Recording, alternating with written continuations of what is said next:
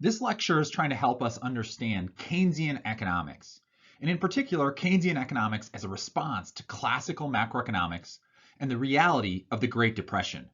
How is it that the self-corrective mechanism doesn't really work?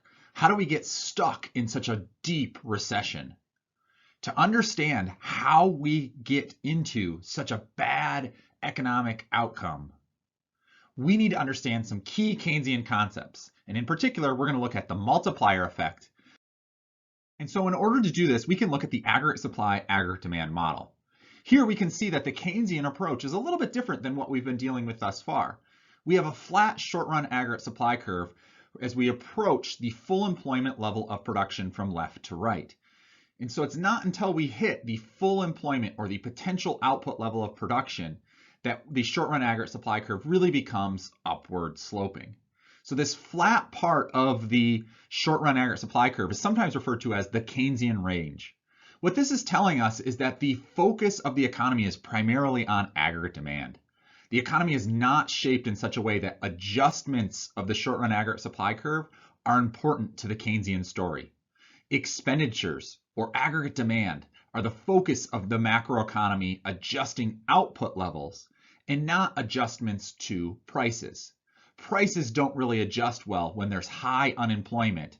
And so everything is left up to aggregate demand to either not drop in the first place or somehow shift back further out once we end up in this particular outcome.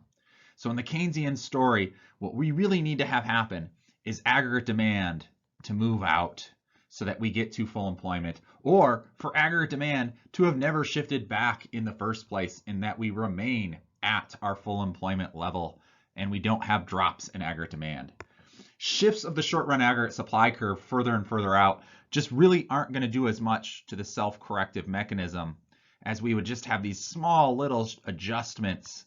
And so shifts in the short-run aggregate supply curve, it's not really going to do much for us. We're not going to have this self-corrective mechanism. And even if we move out this way, right, it's going to take us a long time to get down to here. That's not the Keynesian story, the story of short-run aggregate supply shifting out like this. Instead, what we're really focused on is aggregate demand being able to shift back out, or aggregate demand dropping from the full employment level to this 81 level in the first place. It's a very aggregate demand focused approach. Self-correction of the short-run aggregate supply has no real impact, and aggregate demand is really the focus of what we're talking about here. Now, when we think about the story of the Great Depression and the Keynesian approach versus the classical approach, what we have to notice, if aggregate demand is really key, we have to notice that the classical said, hey, this aggregate demand curve, it's not going to be fluctuating around wildly. We're not going to have these big drops in aggregate demand or these big swings when it shifts way out. Without some kind of just self-correction, we'll get back to full employment quite quickly. Aggregate demand doesn't bounce that much in the first place, right? They argue that C, consumption, is a large component of our aggregate demand. Aggregate demand equals C plus I plus G plus NX. And C, consumption, is relatively stable. So there's no real concern here, relatively speaking. Aggregate demand will be relatively stable. The other components, other than C, are relatively stable as well. Keynes is going to disagree with this. One way that we're going to talk about this disagreement is the idea of the multiplier effect. So the classicals understand this concept of the multiplier effect, but the Keynesians are really going to push this to the forefront and make it a part of macroeconomics proper and talk about the multiplier effect as having a bigger impact or just being a bigger number in general. So it has a larger or a more multiplicative effect than the classicals or other economists. So what is the multiplier effect and why do the Keynesians think it's more important and how does that fit into what we've done so far? Let's dissect this. So Keynes disagrees in a unique way with the idea that aggregate demand is relatively stable. He's not arguing about the empirical evidence that consumption is relatively stable, but he emphasizes the idea that the multiplier effect is going to make even small adjustments to levels of consumption or investment or net exports or government spending. it's going to have a larger, more multiplicative effect. In addition, we're going to see that Keynes is going to argue that investment is relatively unstable. So while the classicals say, oh, consumption's the big thing here, everything else is kind of relatively stable, consumption's somewhat stable, so hey, overall aggregate demand is going to be somewhat stable. We don't have to worry about these jumps in aggregate demand. Keynes is going to argue investment is somewhat unstable, and even if we just have small instabilities, it has a more multiplicative effect. The multiplier effect is that multiplicative effect. The multiplier is the number by which the initial change in spending is multiplied to obtain the total amplified increase in output. So this means that it doesn't take much change in spending in order to create a larger change in overall aggregate demand. This multiplier effect comes from our marginal propensity to consume, or the MPC, the marginal propensity to consume. The marginal propensity to consume is the proportion of an aggregate raise in pay that a consumer spends on the consumption of goods and services. This is as opposed to saving it. So basically here we're looking at the proportion of spending. When you get another dollar bill, how much of it do you spend as opposed to save?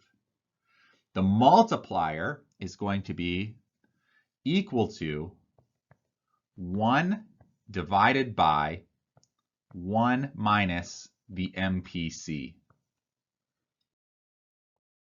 Imagine you have a very large marginal propensity to consume. Say for every dollar you get, you spend 99 cents of it, right? So this would be a marginal propensity to consume of 0.99. If you do a marginal propensity to consume of 0.99, then you have to know your multiplier is equal to 1 divided by 1 minus 0.99. So what you end up with is your multiplier is equal to 1 over 0.01. And then you can do the math from here. And you can see that your multiplier would be equal to 100. Now that's a crazy large multiplier, but you get the idea that if you have a very large marginal propensity to consume, you would end up with a very large multiplier. The idea behind this is that you get an extra dollar and you spend 99 cents of it. Then somebody else has 99 cents and they spend 99% of 99 cents. So they spend something around 98 cents. And then that is spent to somebody else, and so somebody else has 98 cents now, and then they spend 99% of that 98 cents. And so this cycle will just kind of multiply through the economy. Every dollar that is spent ends up being spent multiple times as we go through. You can also look and see kind of the opposite here. We can get rid of this problem and then say, well, what happens when we have a smaller, more reasonable marginal propensity to consume? So let's say we have a marginal propensity to consume of 0.1, right? What happens then? Well, you get an extra dollar and then you spend 10 cents of that dollar. And then the next person who received the 10 cents from you spends 10% of that, so they spend just a penny. And so when we see this scenario, we have our multiplier equal to 1 over 1 minus 0.1. So we have our multiplier equal to 1 divided by 0.9. And then we can do the math from there and see that the multiplier is equal to 1.1 repeating. And so we can see that the multiplier can be greater than 1. It can be less than 1, right? It just depends on what our marginal propensity to consume is. Generally speaking, we talk of our marginal propensity to consume as being between 0 and 1, but the multiplier can have multiple different answers. So I am going to pause the video here real quick and give you guys one other example to make sure that you can calculate the multiplier given the marginal propensity to consume. So let's say that our marginal propensity to consume is instead equal to 0.2. What is the multiplier given this scenario? Go ahead, pause the video, see if you can do the math, and make sure you can get the multiplier. So what you should have is that the multiplier is equal to 1 over 1 minus the MPC. We have an MPC of 0.2, so our multiplier is equal to 1 over 0.8,